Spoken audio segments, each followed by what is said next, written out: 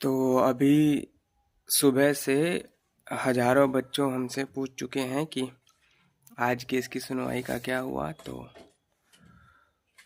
Case की सुनवाई का क्या होना है कि अगली डेट मिली है और 19 फरवरी को अगली डेट लगी है।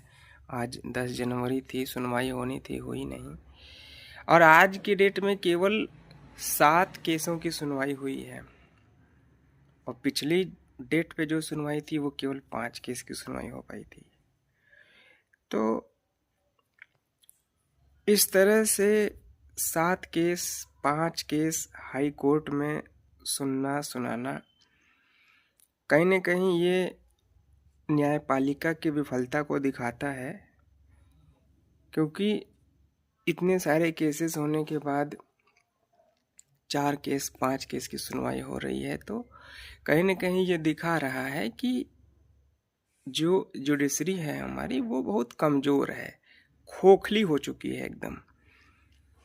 और जजों की कमी की वजह से ये सब हो रहा है।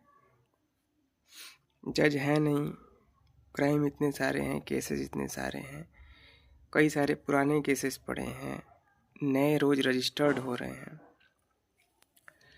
तो ये बड़ी ही दुख की बात है कि राम राज्य जैसे देश में इस तरह की चीज़ें देखने को मिल रही हैं। और इस पे जो है संज्ञान लेना चाहिए, सरकार को कहना चाहिए कि कुछ न कुछ चीज़ें हों, जो जल्दी से चीज़ें हों।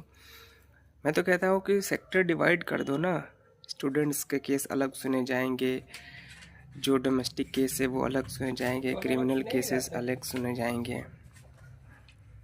तो इस तरह की चीज़ें कर देने से क्या होगा कि बाइफरकेशन करने से क्या होगा कि जल्दी चीज़ें सॉल्व हो जाएंगी। एक ही जगह पे सब जा रहे हैं, सब भीड़ हो रही है, और धरना धरनी करने से कुछ नहीं होता। अगर धरना करने से कुछ होता तो ये चीज़ें सही हो गई थी ना। एक बार किसी ने धरना दिया, वो जाके उस कुर्सी पे बैठ गया, तो अब वो अपनी चीज़ें अगर नहीं भूला होता तो आगे वाले पीढ़ी के लिए धरना देने की ज़रूरत ही नहीं होती।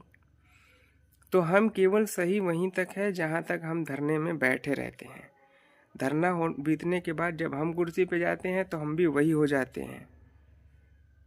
तो धरने से कुछ नहीं होने वाला है, चीज़ों को रिफॉर्म करना होगा, एक नई पार्टी बनानी होगी, नया संगठन बनाना होगा जिसमें छात्र के हित की बात हो।